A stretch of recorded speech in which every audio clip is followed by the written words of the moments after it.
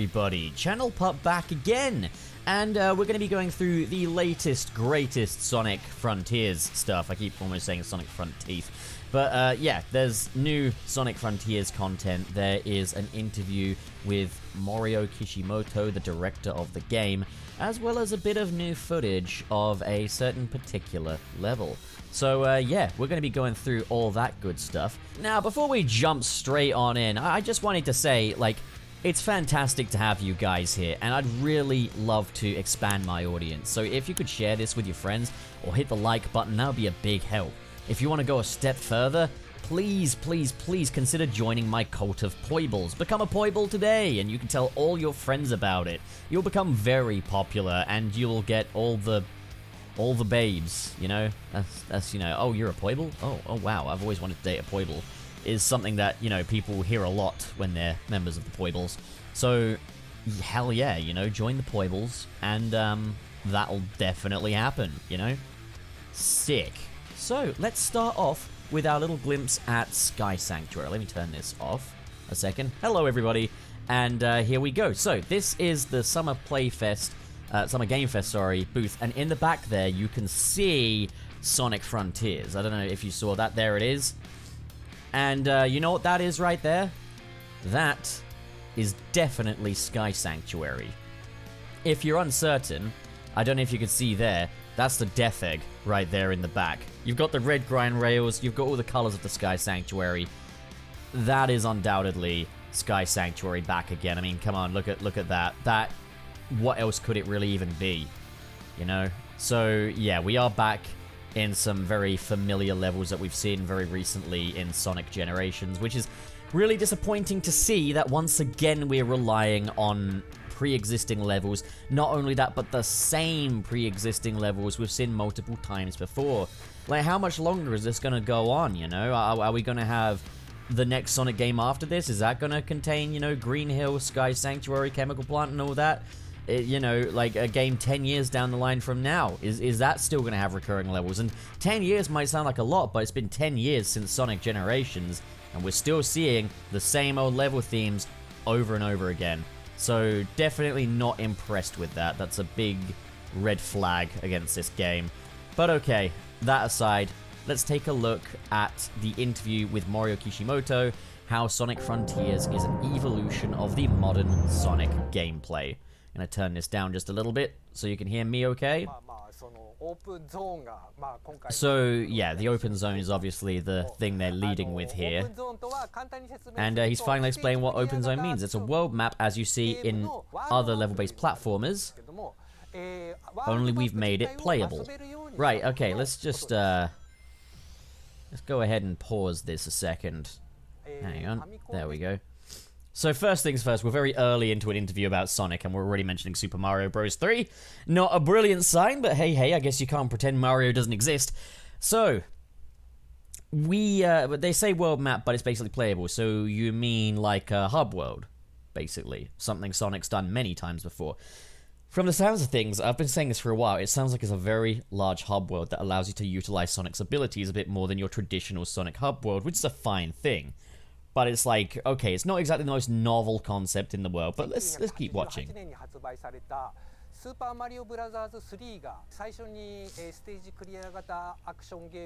Okay, so yeah, he's talking about Super Mario Bros. 3 being the first game to introduce a world map.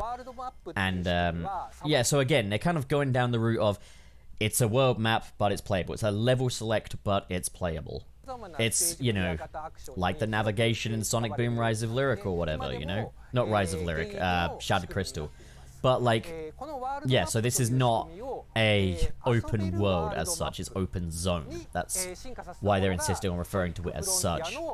Which sounds like it's a hub world. You know? But how do we evolve a level-based platform like Sonic in this new open zone? Okay. That's what Sonic Frontiers is all about.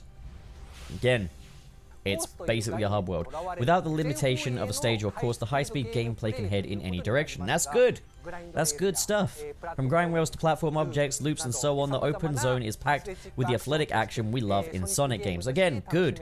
It's like that sort of open world thing, but it's geared up for Sonic. In previous titles, we never really put a high emphasis on combat. This time we implemented a more fleshed out combat system. Okay, that's all solid stuff.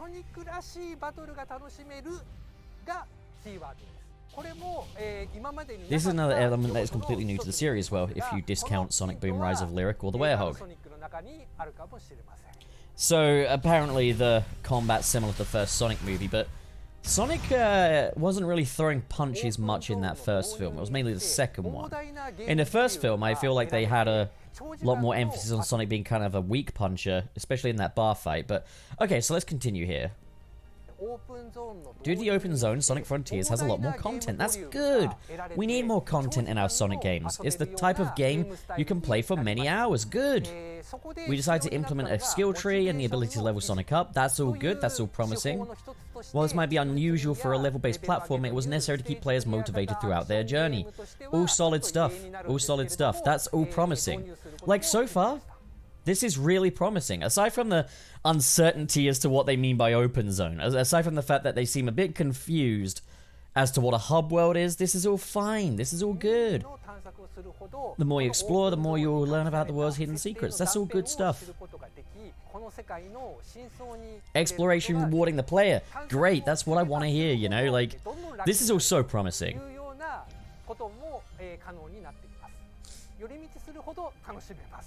This is all promising. Like, they've got the multiple branching paths and stuff. Thing is, this stuff should be perfectly possible in regular Sonic stages. You know, there's a lot of talk about how, oh, they're so linear and stuff, but, like, Sonic stages, especially if you go back to the classics, they often had, like, multiple paths that would encourage exploration and such. So, I kind of find it weird that they're treating this as it's something that's only possible by the open zone, you know? But it definitely feels like that open zone has that philosophy, that design philosophy that, you know, Sonic was born with, so that's good stuff. As optional content, Sonic Frontiers puzzles offer some quieter moments too. Okay, optional stuff, alright. I wonder what you get out of that.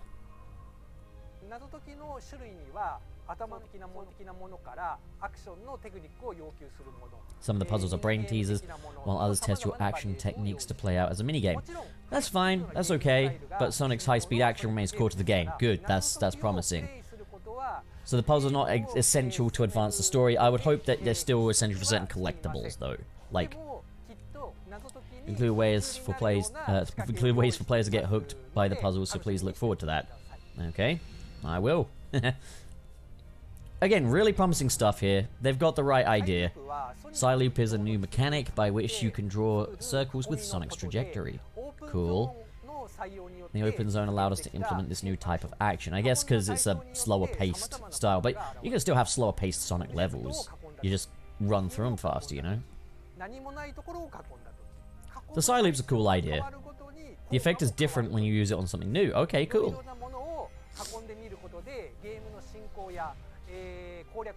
Cool, cool.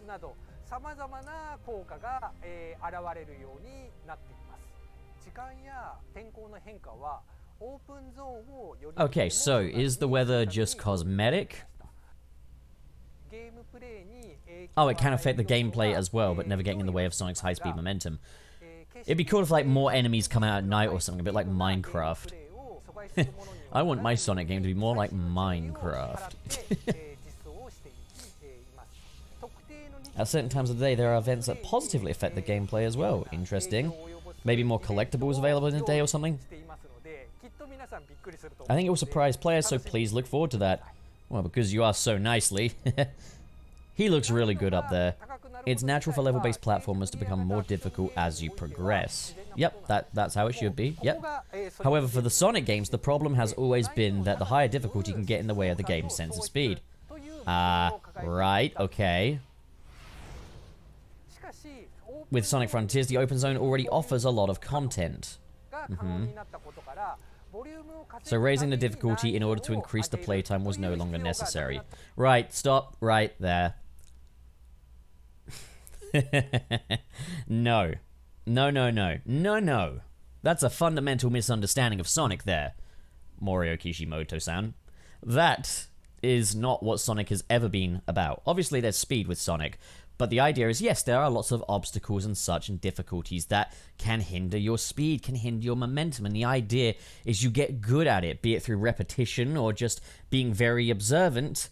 And then you feel better as you get better at the game. You see more spectacle, you see more speed. So if you're eliminating that aspect entirely, you're eliminating a huge aspect of, well, Sonic. And to have the open world as like a crutch to distract from that isn't necessarily going to fix that. Like, Sonic games still need to have a good sense of challenge, a good sense of things that can stop your speed. From start to finish, we are able to maintain a sense of speed with the ideal level design for a Sonic game.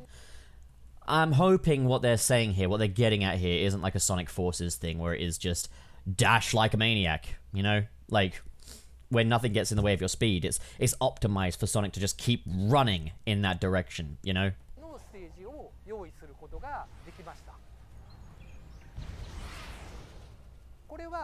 That doesn't mean that Sonic Frontiers will be an easy game without any challenges. Then what are we kind of saying then? We found new ways to challenge the player, so don't worry.